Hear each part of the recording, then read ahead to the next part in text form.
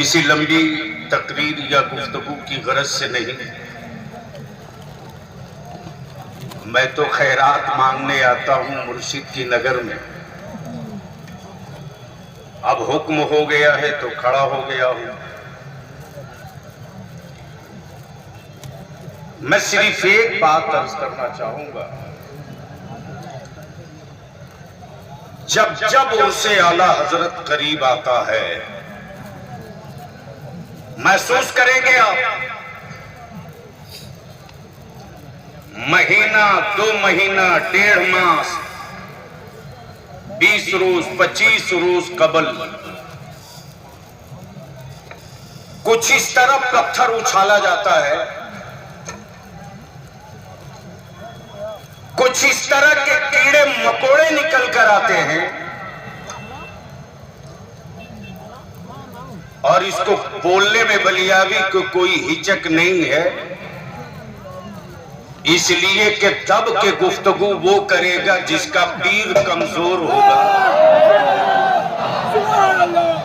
बलियावी चढ़ के अपनी बातें करता है, पीर मुफ्ती आजम है।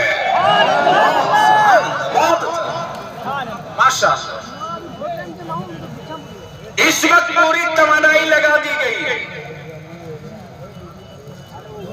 बलियावी को मालूम है जूता कहां पहनना है, बलियावी खूब समझता है टोपी का मकाम कहां है। बलियावी को यह भी पता है कि किनको लाल आंख दिखा दो तो 6 माह नहीं 6 साल तक बाहर नहीं निकलेंगे। लेकिन वजह क्या साहब, कि सिर्फ उनसे आला हजरत के करीब आते ही प्लेग बीमारी की तरह यूट्यूबर निकल कर आते हैं। बलियावी हर इजलास में कह रहा, सुन्नियों ईमान वालों, मसल के आला हजरत के मुहाफिज यूट्यूब की कोख से पैदा नहीं लेते। मसल के आला हजरत यूट्यूब और सोशल मीडिया के जरिए नहीं फैला है। आज बदअकीदों की हवेली में रिसर्च इस बात पे किया जा रहा है कि आखिर इमाम अहले सुन्नत आला हजरत फाजिल बरेलवी ने कैसा कैसा कहां पैदा किया। तो मेरे अपने कम मालूमात की बुनियाद पर बस 2 जुमले में, मेरे आला हजरत ने सिर्फ आलिम नहीं पैदा किया, बल्कि मेरे आला हजरत ने मुल्क पैदा किया, मुल्क। और जो जिस मुल्क में खड़ा हुआ उसने यही बताया कि मैं किसका हूं।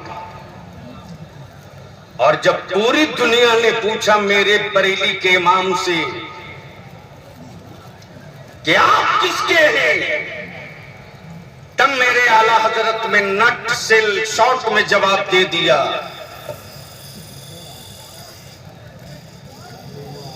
उन्हें जाना जी माशाअल्लाह, उन्हें माना, न रखा गैर से काम। अब ये अगरबत्ती मोमबत्ती धागा काड़ा चूड़ी वालों का जवाब दिया जाए। हाँ, जब सवाल आएगा नबी के दीन की अजमत का, हाँ सवाल आएगा मुस्तफा के नामूस का, तो पूरी दुनिया की तारीख यही रही है कि किसी हुक्मरान की हवेली से कोई मुहाफिज नहीं निकला, किसी यूनिवर्सिटी का कोई प्रोफेसर नहीं निकला, लेकिन दुनिया में जहां कहीं भी रसूल करीम की इज्जत तक किसी ने हाथ डाला है, तो बरेली के इमाम अहमद रजा के कछार का एक बच्चा शेर नहीं, शेरे नर बन करके मैदान में निकल कर जवाब दिया है बेशक। लेकिन एक तीसरा मसला आ गया,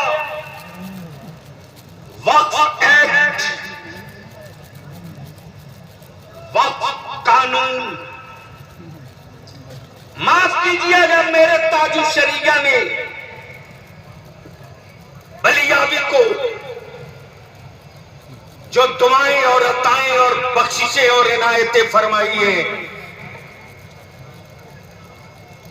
वो अपने काम में लगा है। मैं तो साफ कहता हूं, मुगलों की दी हुई प्रॉपर्टी हमने नहीं वक्फ की है, अंग्रेजों की दी हुई जमीनें हमने वक्फ नहीं की है। ज़कात और फिक्रे और खैरात और सदका पर चलने वाले मदारिस पर पागल बुलडोजर बंद करो। सबसे पहला ढांसू जवाब पहुंचा आपकी तरफ से और 31 पेज में ठांस के जवाब दिया है। मैंने कहा 1 इंच नहीं, 1 सूद समझौता नहीं। हम अपने उलमा से विनती करेंगे, हम अपील करेंगे, हम गुजारिश करेंगे, जितनी भी तंजीमें रजिस्टर्ड हैं, हर तंजीम की तरफ से जवाब जाना चाहिए, ताकि जो लोग हमारी वक्फ की जमीनें लूटना चाहते हैं उनको भी पता चल जाए कि यह मसला किसी वक्फ की मुतवल्ली का नहीं है, बल्कि यह मामला पूरे भारत के मुसलमानों का। लड़ाई तो होनी है, बहुत अच्छा, और इस पर कोई समझौता नहीं होगा। अब आखिर में एक बात अर्ज करके अपनी गुफ्तगू खत्म कर दूं। मुझे यह भी मालूम है,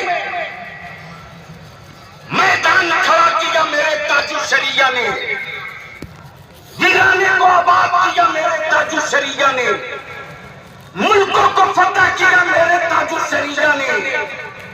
लेकिन मुझे यह भी पता है कि नाम ताजुशरिया का लिया जाता है और कारोबार अपनी औलाद का किया जाता है। इस पर भी ऐसे सुन्नत के जवानों की गहरी नजर आए रहेगी, बिल्कुल सही। इसलिए मेरे भाई, हम तो एक ही बात जानते हैं, सिर्फ एक शेर, गुफ्तगू खत्म। सबके जहनो दिमाग में है कि जन्नत मिलेगी, यही है ना मुफ्ती साहब, और ईमान भी ये मिलेगी। ईमान वाले हैं तो ईमान है कि मिलेगी, बिल्कुल। लेकिन खुद देख लेने वाली जो जात है अपनी जन्नत, वो मेरे ताजुशरिया ने ऐलान करके कह दिया, साफ साफ कह दिया, अख्तरे कादिरी, जोर से, अख्तरे कादिरी खुल्द में चल दिया। एक बार चारों तरफ से एक सदा दे दो मदीने की सरकार को, ताकि पता चल जाए कि नामूसे रिसालत पर उंगली उठाने वालों, हिंदुस्तान का हर जर्रा लब्बैक या रसूलल्लाह की सदाओं से गूंजता है। और मेरे ताजुशरिया ने जो अपना जानशीन दिया है, वो जानशीन सिर्फ मेरे ताजुशरिया का बेटा ही नहीं है, बल्कि मसलके आला हजरत की न टूटने वाली वो चट्टान है। बहुत अच्छा। दीवार पर कील करना चाहेगा, क्या बात, उसके खानदान की खोपड़ी में हमें खंजर डालने में वक्त नहीं लगेगा। इसलिए कि जा मेरा कायद चट्टान है, तो हुजूर कायदे मिल्लत की फौज भी कोई बुज़दिल नहीं है। सलाम अलैकुम।